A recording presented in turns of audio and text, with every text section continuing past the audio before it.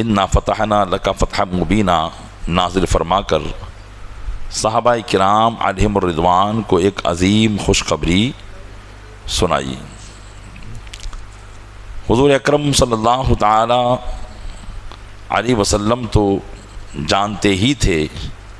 اللہ کے حکم سے، اور اللہ تبارک و تعالی نے بھی اپنے محبوب صلی اللہ علیہ وسلم کو اس بات سے مطمئن فرما دیا تھا کہ یہ صلح مسلمانوں کے لیے شکست نہیں ہے، بلکہ یہ صلح مسلمانوں کے لیے ایک بہت بڑی فتح ہے۔ صحابہ کرام علیہم الرضوان اس وقت تو یہی کہتے رہے کہ یہ صلح جو ہے ہمارے لیے ظاہری طور پر شکست ہمیں محسوس ہو رہی ہے،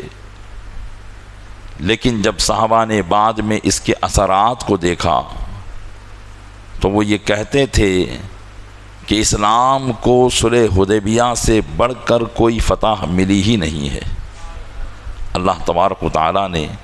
سب سے بڑی فتح جو اس صلح کے ذریعے عطا فرمائی، اس سے بڑھ کر کوئی فتح ملی ہی نہیں ہے۔ جیسا کہ آئندہ سال یعنی جب سن 7 ہجری میں نبی کریم صلی اللہ علیہ وسلم اپنے صحابہ کو اپنے ساتھ میں لے کر عمرہ کرنے کے لیے تشریف لائے اور بہت اطمینان کے ساتھ عمرہ کیا، جیسا کہ آگے آپ اس کے واقعات کو سماعت کریں گے، تو حضور اکرم صلی اللہ علیہ وسلم نے جب حلق کروایا اور حلق سے جب فارغ ہوئے تو اپنے صحابہ سے ارشاد فرمایا کہ یہ وہ بات تھی جس کا میں نے تم سے وعدہ کیا تھا۔ یعنی حضور نے یہ فرمایا تھا کہ ہم نے خواب دیکھا ہے کہ ہم مکہ مکرمہ میں احرام کی حالت میں داخل ہیں اور اپنے سروں کو منڈا رہے ہیں، تو ارشاد فرمایا کہ یہ وہ بات ہے جو میں نے تم سے کہی تھی۔ اور پھر ایک ہی سال بعد یعنی سن 8 ہجری میں جب مکہ فتح ہوا اور کعبہ مکرمہ کے کلید بردار یعنی جو کعبۃ اللہ شریف کی چابی اپنے پاس رکھتے تھے، عثمان بن مظعون، جو پہلے اسلام نہیں لائے تھے، ان کے پاس چابی تھی۔ اور جب مکہ فتح ہوا تو عثمان بن مظعون نبی کریم صلی اللہ علیہ وسلم کے پاس کعبۃ اللہ شریف کی وہ چابی لے کر پہنچے اور کعبے کی چابی آپ کو اس نے دی، تو حضور اکرم صلی اللہ علیہ وسلم نے فرمایا عمر کہاں ہے؟ عمر کو میرے پاس بلاؤ۔ چنانچہ صحابہ کرام نے حضرت عمر کو بلایا۔ حضرت عمر رضی اللہ تعالیٰ عنہ جب حاضر ہوئے تو حضور اکرم صلی اللہ علیہ وسلم نے فرمایا اے عمر ھذا الذی قلت لکم، یہ وہ بات ہے جو میں نے تم سے کہی تھی۔ یعنی حدیبیہ کے موقع پر چونکہ حضرت عمر رضی اللہ تعالیٰ عنہ نے بھی، حالانکہ کوئی شک و شبہ نہیں تھا، لیکن وہ صلح کا معاملہ سمجھ میں نہیں آ رہا تھا، اس لیے انہوں نے بھی حضرت صدیق اکبر سے بھی گفتگو کی تھی، حضور اکرم صلی اللہ علیہ وسلم کی بارگاہ میں بھی عرض و معروض کیا تھا۔ تو اب جب کعبے کی چابی حضور کے ہاتھ میں تھی،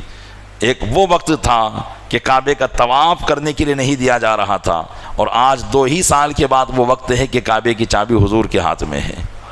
حضور نے فرمایا ھذا الذی قلت لکم، یہ وہ بات ہے جو میں نے تم سے کہی تھی۔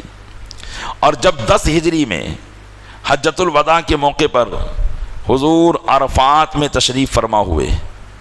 اور تقریباً 1,24,000 صحابہ کرام آپ کے ساتھ میں تھے۔ حدیبیہ کے موقع پر کتنے تھے؟ 1400۔ اور 2 ہی سال کے بعد 1,24,000 مسلمانوں کی تعداد جب عرفات کے میدان میں حجۃ الوداع کے موقع پر جمع ہوئی اور اسلامی شان و شوکت کو لوگوں نے دیکھا اور مشرکین کے داخلے پر پابندی ہو گئی کہ اب کوئی مشرک مکہ میں داخل نہیں ہو سکے گا، تو حضور نے فرمایا عمر کہاں ہیں؟ چنانچہ حضرت عمر کو بلایا گیا۔ جب حضرت عمر حاضر ہوئے تو ارشاد فرمایا اے عمر ھذا الذی قلت لکم، یہ وہ بات ہے جو میں نے تم سے کہی تھی۔ غرض کی اتنے کم عرصے میں اس صلح کا نتیجہ جو ہوا وہ یقیناً ایک زبردست نتیجہ تھا جس کو اللہ اور اس کے محبوب صلی اللہ علیہ وسلم جان رہے تھے۔ حضرت صدیق اکبر رضی اللہ تعالیٰ عنہ کا بھی اس معاملے میں ایک بڑا ایمان افروز بیان موجود ہے۔ سوچتا ہوں آپ لوگوں کو بھی سناؤں کہ حضرت ابوبکر صدیق رضی اللہ تعالیٰ عنہ اس کے بعد فرمایا کرتے تھے کہ اسلام میں کوئی فتح حدیبیہ سے بڑی نہیں، لیکن لوگوں کی عقلیں اس راز کو سمجھنے سے قاصر تھی، لوگ ان باتوں کو سمجھ نہیں پا رہے تھے جو محمد مصطفیٰ صلی اللہ علیہ وسلم اور آپ کے رب کے درمیان تھا۔ حضرت صدیق اکبر فرماتے تھے کہ بندے جلد بازی کرتے ہیں، بندوں کو کسی بھی چیز کا نتیجہ فوراً چاہیے ہوتا ہے کہ یہ کیوں ہو گیا، میں تو صحیح ہوں، راستے پر ہوں، میں تو غلط تھوڑی ہوں۔ ہماری عادت ہوتی ہے، اگر ہمارے حق ہونے پر بھی ہمیں ہمارے کام بنتے ہوئے نظر نہیں آتے، یا جو غلط راستے پر ہے وہ آگے بڑھتا ہوا نظر آتا ہے،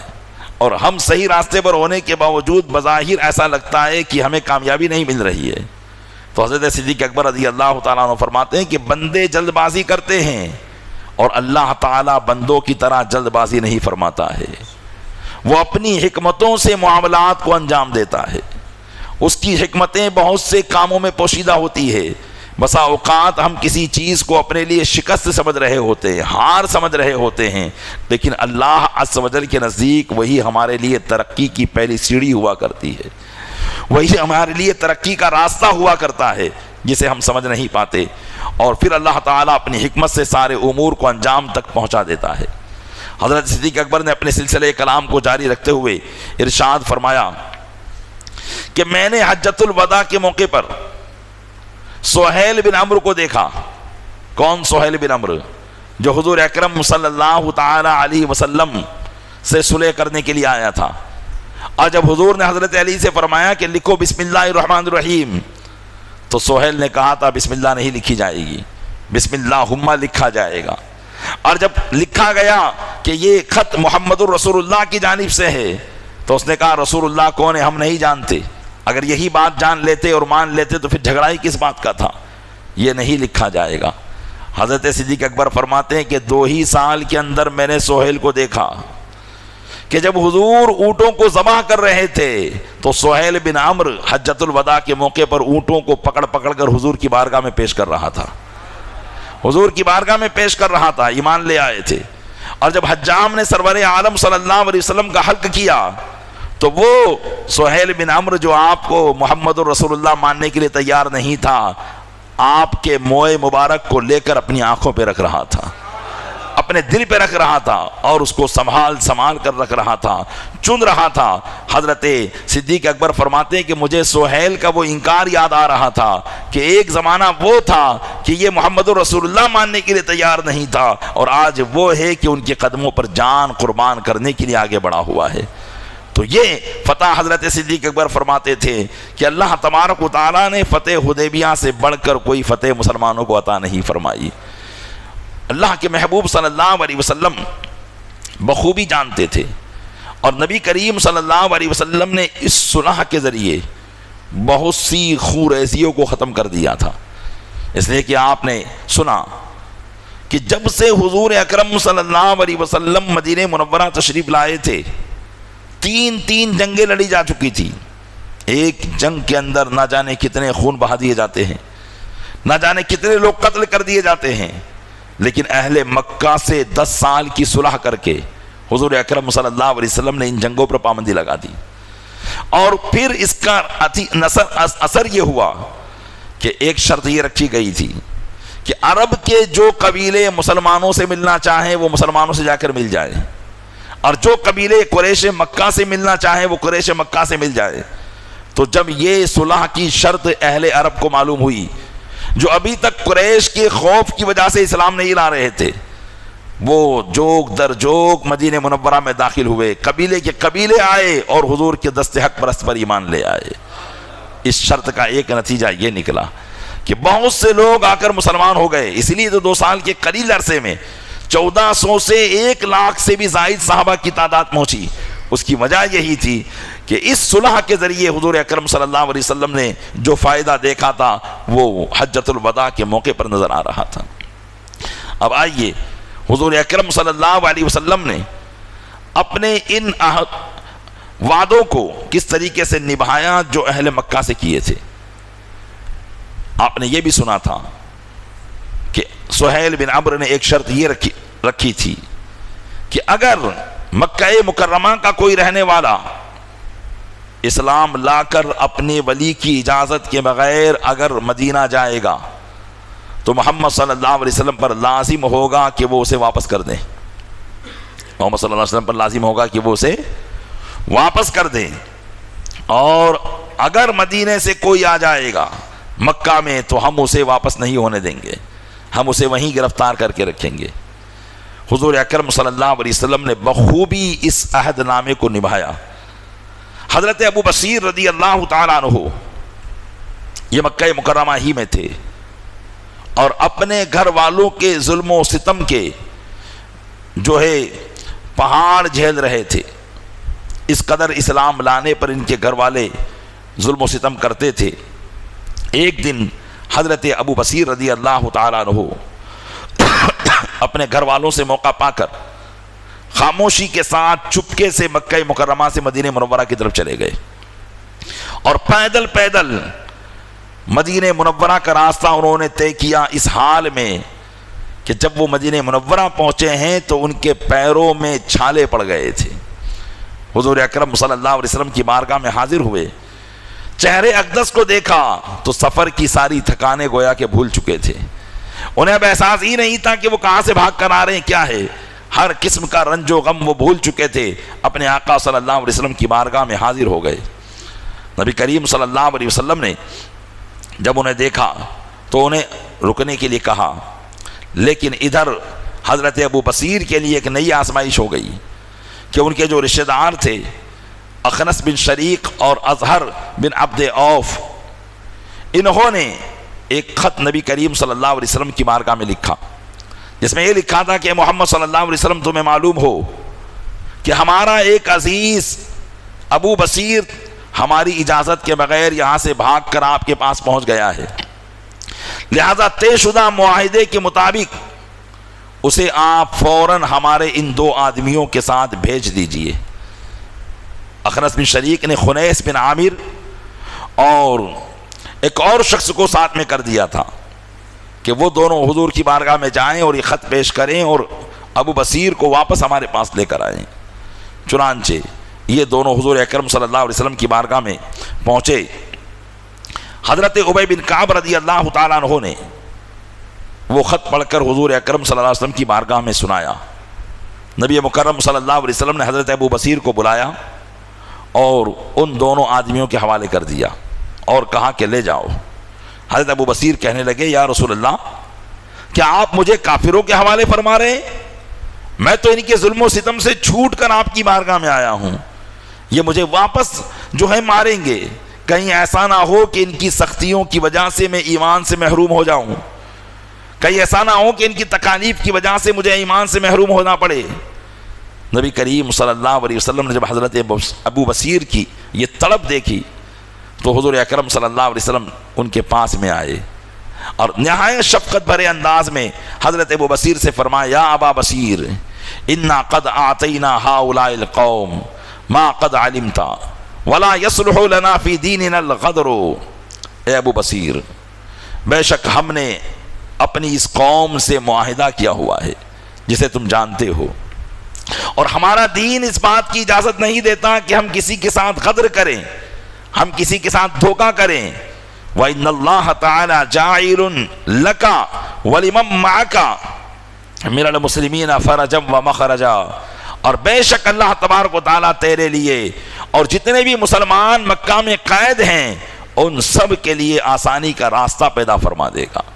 حضرت ابو بصیر رضی اللہ تعالیٰ عنہ نے ایک مرتبہ پھر عرض کیا, یا رسول اللہ, کیا آپ مجھے مشرکین کے حوالے کریں گے؟ آقا علیہ السلام نے پھر فرمایا, انطلق یا ابا بصیر فإن اللہ سیجعل لک فرجا ومخرجا, چلے جاؤ ابو بصیر, اللہ تعالیٰ تمہارے لیے کشادگی کے راستے پیدا کر دے گا. صحابہ کرام حضرت ابو بصیر کو تھپکیاں دے دے کر سمجھانے لگے کہ ابو بصیر, تم نے سنا نہیں اللہ کے محبوب کیا فرما رہے ہیں؟ تمہارے لیے اللہ تعالیٰ کشادگی کا راستہ کر دے گا, چلے جاؤ, تمہارے لیے آسانی ہے, اسی میں ہے کہ تم یہاں سے چلے جاؤ. حضرت ابو بصیر رضی اللہ تعالیٰ عنہ وہاں سے صحابہ کرام کی تسلی کے ذریعے روانہ ہو گئے. دونوں آدمی جو اخنس بن شریق کے بھیجے ہوئے تھے, ایک خنیس عامری اور ایک کوثر، یہ دونوں حضرت ابو بصیر کو پکڑ کر مدینہ منورہ سے مکہ مکرمہ کی طرف روانہ ہوئے، اور مقام ذوالحلیفہ جہاں سے ہم میقات باندھتے ہیں، ہم احرام باندھتے ہیں، جو مدینہ منورہ والوں کی میقات ہوا کرتی ہے، وہاں پر یہ لوگ جا کر ٹھہرے۔ حضرت ابو بصیر رضی اللہ تعالیٰ عنہ نے وہاں 2 رکعت نماز ادا کی، اور اپنے پاس جو کچھ کھجوریں تھیں وہ کھجوریں رکھی، اور کہا کہ اپنے دونوں ساتھیوں سے جو ساتھ میں ان کے جا رہے تھے، آؤ تم بھی ان کھجوروں میں شریک ہو جاؤ۔ چنانچہ ان لوگوں کے پاس بھی جو کھانے کا تھوڑا بہت سامان تھا، روٹی کے ٹکڑے تھے، وہ وہاں رکھ دیے گئے اور تینوں کھانے لگے۔ کھانے کے بعد خنیس نے اپنی تلوار کو لٹکا کر آرام سے وہ بیٹھ گیا، اور کچھ دیر کے بعد اپنی تلوار کو اٹھایا اور لہرانے لگا، اور کہنے لگا کہ یہ ایسی تلوار ہے کہ جس تلوار سے میں صبح سے شام تک اوس و خزرج سے لڑ سکتا ہوں۔ اوس و خزرج یہ مدینہ منورہ کے رہنے والے صحابہ کرام، ان کے قبیلے کا نام تھا۔ تو کہا کہ اوس و خزرج سے صبح سے شام تک میں اس تلوار سے لڑ سکتا ہوں۔ تو حضرت ابو بصیر رضی اللہ تعالیٰ عنہ نے فرمایا کہ اے خنیس، یہ تلوار تمہاری یہ سب کام بھی کرتی ہے کہ خالی تم جو ہے ایسے ہی افواہ پھیلا رہے ہو، یا اس کی تعریف پر تعریف کیے جا رہے ہو؟ کہا نہیں، واقعی یہ تلوار بڑی دھاردار ہے، جس پر بھی پڑتی ہے اس کے 2 ٹکڑے کر دیتی ہے۔ تو ابو بصیر نے کہا ذرا مجھے بھی تو بتاؤ تمہاری تلوار کیسی ہے۔ چنانچہ خنیس نے جیسے ہی تلوار حضرت ابو بصیر کے ہاتھ میں دی، انہوں نے بجلی کی تیزی کے ساتھ ایک ہی وار میں خنیس عامری کے 2 ٹکڑے کر دیے، اور پھر جو دوسرا ساتھی تھا اس کے پیچھے دوڑے، لیکن وہ بھاگ نکلا، اور بھاگتے بھاگتے جو ہے مدینہ منورہ میں حضور اکرم صلی اللہ تعالی علیہ وسلم کی بارگاہ میں پہنچا۔ حضرت ابو بصیر رضی اللہ تعالیٰ عنہ خنیس کے جو ہے اونٹ پر سوار ہو کر اس کا پیچھا کر رہے تھے، اور مدینہ منورہ جب وہ پہنچا ہے، کوثر جو اپنی جان بچا کر بھاگا تھا، حضور اکرم صلی اللہ علیہ وسلم کی بارگاہ میں ہانپتا کانپتا ہوا اس حال میں آیا کہ چہرے پر موت کے خوف سے ہوائیاں اڑ رہی تھی۔ حضور اکرم صلی اللہ علیہ وسلم نے فرمایا ویحک مالک، تیری خرابی ہو، کیا ہوا ہے تجھے، اس طریقے سے کیوں بھاگتا ہوا آیا؟ اس نے سارا واقعہ بتایا اور کہا کہ ایسا ایسا معاملہ ہے، اور میرے ایک ساتھی کو ابو بصیر نے قتل کر دیا ہے، اور مجھے بھی جو ہے وہ قتل کرنے کے لیے آ رہا ہے۔ تو حضور اکرم صلی اللہ علیہ وسلم نے ارشاد فرمایا کہ میں نے تمہیں امان دی ہے۔ اتنے میں حضرت ابو بصیر رضی اللہ تعالیٰ عنہ بھی پہنچ چکے تھے، اور عرض کرنے لگے یا رسول اللہ، آپ نے اپنا معاہدہ پورا کر دیا، آپ کا معاہدہ یہ تھا کہ مکہ سے کوئی آئے گا تو اسے آپ واپس کریں گے، آپ نے مجھے واپس کر دیا ہے، اب آپ اپنا عہد پورا کر چکے ہیں، لہذا اب میں جو ہے اس کو قتل کر کے رہوں گا۔ حضور اکرم صلی اللہ علیہ وسلم نے جب ان کا چہرہ اس قدر جلال میں دیکھا تو فرمایا ویل امہ مسعر حرب لو کان معه رجال، یعنی اگر اس آدمی کو اور لوگ مل جائیں تو یہ جنگ کی آگ خوب بھڑکا سکتا ہے۔ تو حضور اکرم صلی اللہ علیہ وسلم نے ابو بصیر سے فرمایا کہ ابو بصیر تم یہاں سے چلے جاؤ، میں تم کو مدینے میں نہیں رکھ سکتا ہوں، جو کہ میرا معاہدہ کیا ہوا ہے۔ حضرت ابو بصیر خنیس عامری کے ہتھیار اور کپڑے اور ان کا ساز و سامان لے کر حضور کی بارگاہ میں آئے تھے، اور فرمایا کہ یا رسول اللہ، یہ جو ساز و سامان خنیس عامری کا جس کو میں نے مارا، اس کے کپڑے میں سے 5واں حصہ آپ لے لیجئے، کیونکہ یہ مال غنیمت ہے، اور مال غنیمت میں 5واں حصہ اللہ اور رسول کا ہوتا ہے، آپ اس کا 5واں حصہ لے لیجئے۔ حضور اکرم صلی اللہ علیہ وسلم نے انکار فرما دیا، ارشاد فرمایا کہ اگر میں خمس لوں گا تو لوگ کہیں گے کہ محمد اپنا وعدہ پورا نہیں کرتے ہیں، لہذا حضرت ابو بصیر رضی اللہ تعالی عنہ سے آپ نے فرمایا کہ تم جس طرف چاہتے ہو نکل جاؤ، لیکن تمہیں مدینے میں نہیں رہنا ہے۔ غرض کی حضرت ابو بصیر رضی اللہ تعالیٰ عنہ وہاں سے نکل کر سیف البحر کے مقام پر، جو سمندر کے کنارے کا علاقہ تھا، وہاں پر جا کر قیام پذیر ہو گئے۔ نہ وہ مکہ گئے نہ مدینہ گئے، بلکہ وہاں پر جا کر قیام پذیر ہوئے، اور وہاں اپنا ایک علاقہ انہوں نے بنا لیا۔ آگے کیا ہوا انشاءاللہ عرض کروں گا کہ حضور اکرم صلی اللہ علیہ وسلم کی سنے سے ان مظلوم صحابہ کو کتنا فائدہ ہوا، اور پھر اہل مکہ کس طریقے سے اپنی اس شرط پر خود پریشان ہوئے اور حضور کی بارگاہ میں حاضر ہو کر اس شرط کو ختم کرنے کے لیے درخواست کرنے لگے، انشاءاللہ آئندہ درس میں آپ سماعت کریں گے۔ اللہ تبارک و تعالی ہمیں بھی ایمانی جذبہ عطا فرمائے، نبی کریم صلی اللہ علیہ وسلم کی سچی محبت عطا فرمائے، اور حضور اکرم صلی اللہ علیہ وسلم کے صدقے میں گناہوں سے ہمیں بچنے کی توفیق عطا فرمائے، آمین بجائے